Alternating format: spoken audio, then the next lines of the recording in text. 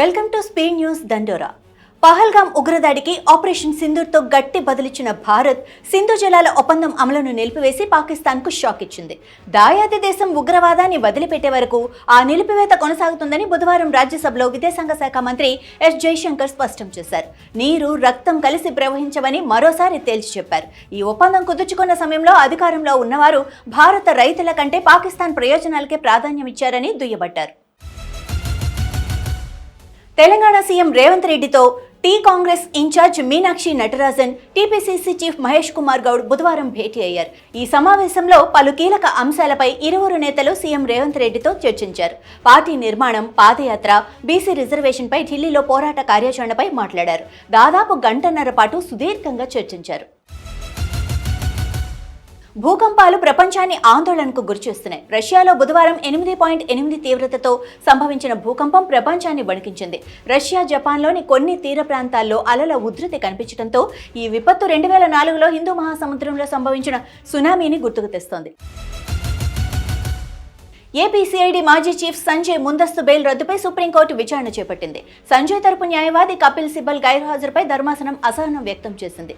సంజయ్కి ముందస్తు బెయిల్ ఇస్తూ హైకోర్టు ఇచ్చిన తీర్పుపై ఈ నెల 23న విచారణ సందర్భంగా justice Amanullah, justice SVN Bhatti ధర్మాసనం ఆగ్రహం వ్యక్తం చేసింది. మద్యం కుంభకోణం కేసులో A40గా ఉన్న వరుణ్ పురుషోత్తంను విజయవాడ సిట్ కార్యాలయానికి తరలించారు. నిన్న దుబాయ్ నుంచి వచ్చిన వరుణ్ పురుషోత్తంను శంషాబాద్ విమానాశ్రయంలో సిట్ అధికారులు అదుపులోకి తీసుకున్న విషయం తెలిసిందే.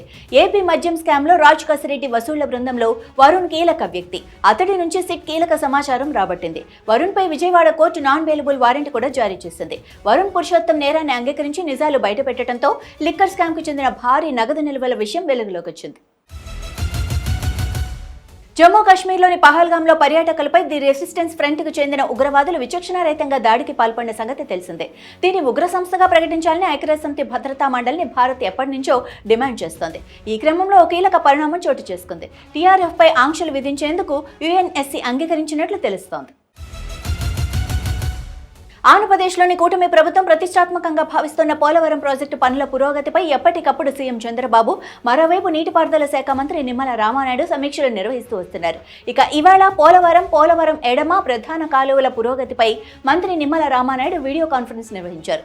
సమీక్షలో irrigation special secretary G Sai Prasad, adviser వెంకటేశ్వరరావుతో పాటు ఇతర ఉన్నతాధికారులు పాల్గొన్నారు.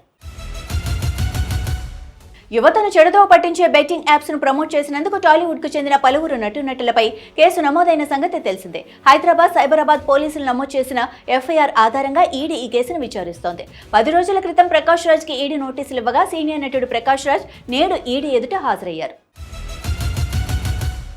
కూటమి ప్రభుత్వం ఎన్ని చెక్ పోస్టులు పెట్టినా వైఎస్ఆర్సీపీ అధినేత వైఎస్ జగన్ను జనాన్ని వేరు చేయలేరని మాజీ డిప్యూటీ సీఎం అంజద్ భాషా అన్నారు. వైఎస్ జగన్ నెల్లూరు వెళ్తుంటే అడ్డుకునే ప్రయత్నాలు చేస్తున్నారని అన్నారు. గతంలో ఎన్నడూ ఇలాంటి సంస్కృతి చూడలేదని, జగన్ 5 ఏళ్ల పాలనలో చంద్రబాబు, లోకేష్, పవన్ కళ్యాణ్ స్వేచ్ఛగా తిరిగారని గుర్తు చేశారు. జగన్ నెల్లూరుకు వెళ్తున్నాడంటే ఈ ప్రభుత్వానికి చెమటలు పడుతున్నాయని, జిల్లా మొత్తాన్ని అష్టదిగ్బంధనం చేస్తున్నారని అన్నారు. బీఆర్ఎస్ పార్టీ హయాంలో ప్రతిష్టాత్మకంగా చేపట్టిన గొర్రెల పంపిణీలో భారీ స్థాయిలో అవినీతి జరిగిందని ఆరోపిస్తూ ఏసీబీ కేసు నమోదు చేసిన సంగతి తెలిసిందే. ఇప్పటికే పలువురిని అరెస్ట్ చేసిన ఏసీబీ రిమాండ్కు తరలించగా ఏసీబీ కేసు ఆధారంగా ఈడీ ఈసీఐఆర్ నమోదు చేసి దర్యాప్తు ప్రారంభించింది. ఒక్క హైదరాబాద్లోనే 6 చోట్ల తనిఖీలు చేసిన పోలీసులు గొర్రెల పంపిణీ కేసులో కూపీలాగుతున్నారు. నిన్నటి వరకు బీజేపీ అగ్రనేతల అపాయింట్మెంట్ కోసం తీవ్రంగా ప్రయత్నించి అది కుదరక తీవ్ర మనస్తాపంతో ఉన్న మాజీ ముఖ్యమంత్రి అన్నాడీఎంకే బహిష్కృత నేత పన్నీర్ సెల్వం తాజాగా తన అక్కసు వెళ్లగక్కారు. గతంలో ఏనాడు కేంద్ర ప్రభుత్వాన్ని గాని బీజేపీని గాని పల్లెత్తు మాట అనని ఆయన తాజాగా రాష్ట్రానికి రావాల్సిన ఎస్ఎస్వై నిధులు ఇవ్వడం లేదంటూ ఆగ్రహం చెందారు. ఈ మేరకు ఆయన పత్రికా ప్రకటన విడుదల చేశారు. కేంద్రం చర్యల వల్ల రాష్ట్రంలోని లక్షలాది మంది విద్యార్థుల భవిష్యత్ అగమ్యగోచరంగా మారుతోందన్నారు. Al Qaeda terror module mastermind ను గుజరాత్ యాంటీ టెర్రరిజం స్క్వాడ్ అదుపులోకి తీసుకున్నట్లు అధికారులు పేర్కొన్నారు. 30 ఏళ్ల షామా పర్వీన్ ను కర్ణాటకలోని బెంగళూరులో అరెస్టు చేసినట్లు తెలిపారు. ప్రత్యేక ఆపరేషన్లో భాగంగానే ఆమెను అదుపులోకి తీసుకున్నట్లు సమాచారం. కర్ణాటక నుంచి ఆమె ఉగ్రవాదులకు సహాయ కార్యకలాపాలు నిర్వహిస్తున్నట్లు గుర్తించామన్నారు. ఇవి ఇప్పటివరకు నా స్పీడ్ న్యూస్ దండోరా. చూస్తూనే ఉండండి అభినవ్ భారత్.